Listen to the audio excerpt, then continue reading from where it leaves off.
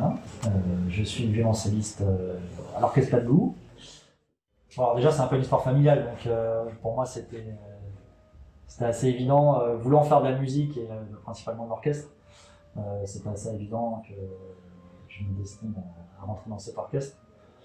Après mes études que j'ai poursuivies jusqu'en Hollande, je suis allé en Hollande faire un master. Il y a eu une place qui s'est libérée à l'Orchestre Padoue en 2007 et j'ai fait le concours. Enfin, on était même trois, il y avait 3 places, je crois, ce jour-là. On est 3 à être rentrés sur ce concours depuis 2007.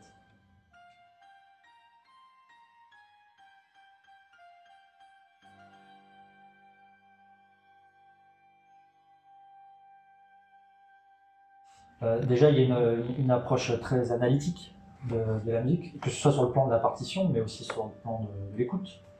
C'est une écoute très analytique. Il y a aussi, ça apporte beaucoup de souplesse de jeu et de se mettre au service d'eux. C'est-à-dire que je suis très attentif à quelle voix accompagner. Et du coup, mon jeu va être dirigé par un chef d'orchestre, évidemment, mais il va y avoir cette souplesse que je pense qu'on peut aussi obtenir en étant un musicien d'orchestre d'expérience, mais que j'ai beaucoup développé par le côté musique de chambre, de pouvoir accompagner au mieux la voix principale.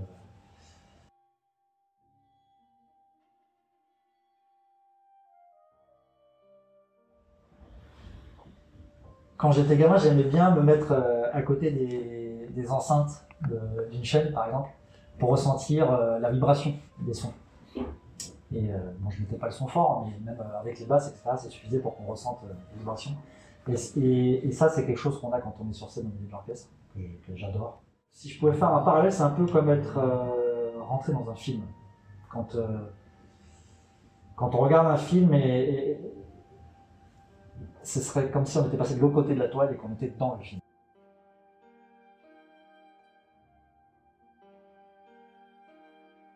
Celles qui me viennent en tête là, ce seraient les symphonies de Mahler. Ça m'a beaucoup marqué.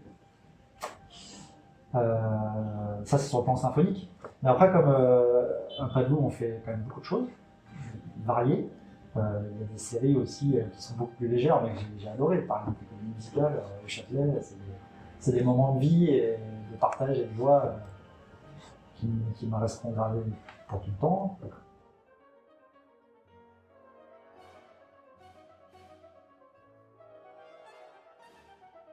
Pour moi, c'est primordial, la musique contemporaine. J'ai eu plein de belles surprises à créer des œuvres ou à jouer des œuvres contemporaines, que ce soit en musique de chambre ou en orchestre.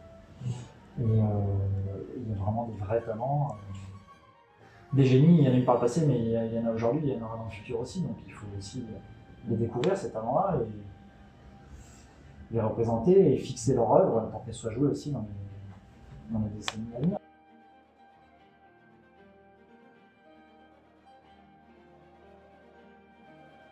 Bon, pour moi, c'est la 9e symphonie de Beethoven, en particulier le dernier mouvement, celui qui est là. Moi, cette musique, elle m'a toujours parlé.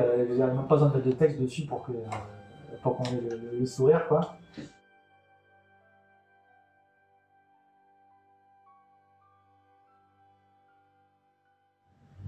Le Boléro de Ravel, ça m'a beaucoup marqué. Et c'est une de mes premières impressions gamin, en fait. Boléro de Ravel, il y a eu la marche de Ravelskius, il fait des trucs qui sont assez accessibles pour les enfants. Mais Boléro de Ravel, je me souviens qu'après, je le mettais en boucle et j'écoutais tout seul dans une chambre. Pour moi, c'était puissant comme musique. Alors, on peut critiquer ou pas cette musique, mais on va dire qu'elle est simple d'écriture, mais je sais pas, moi, à chaque fois que je l'écoute, elle me fait toujours le même effet. Merci beaucoup, Adrien. Merci à toi, Thomas. Cool.